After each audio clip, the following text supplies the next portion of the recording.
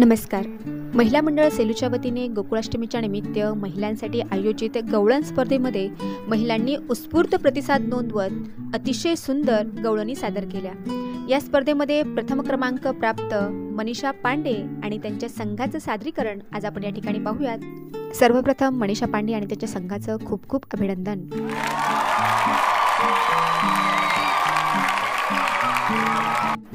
मनीषा पांडे आणि त्यांच्या संघांनी अतिशय उत्कृष्ट अशी गवळण सादर करत उपस्थित सर्व प्रेक्षकांची मने जिंकली.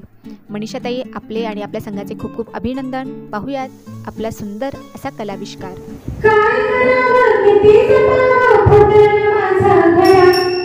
काय करावं किती